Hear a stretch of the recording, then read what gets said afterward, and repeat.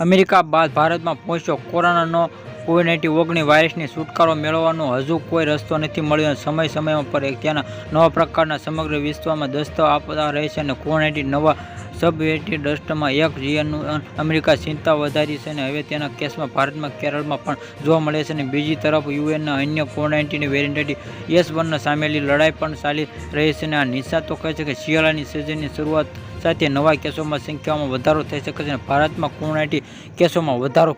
કેરળમાં સૌથી વધુ 768 નવા દર્દીઓ મળી આવતા ભારતમાં સક્રિય કેસોની સંખ્યા 938 પર પહોંચી ગઈ હતી. આ નવા વેરિયન્ટ સૌપ્રથમ યુરોપમાં ઓગસ્ટ 2023માં જોવા મળ્યું હતું અને નવું વેરિયન્ટ પહેલા કેસ લક્ઝમબર્ગમાં નોંધાયું હતું અને ત્યારબાદના ઇંગ્લેન્ડમાં આજ થઈને ફ્રાન્સ થઈને અમેરિકા પહોંચ્યો હતો અને હવે ભારતમાં તેના કેસ જોવા મળ્યો છે અને અમેરિકામાં વૈજ્ઞાનિકોને જે વેરિયન્ટ ખૂબ જ ખતરનાક ગણાયું છે કે કારણ કે રસીને પણ તેના પણ કોઈ અસર થતી નથી.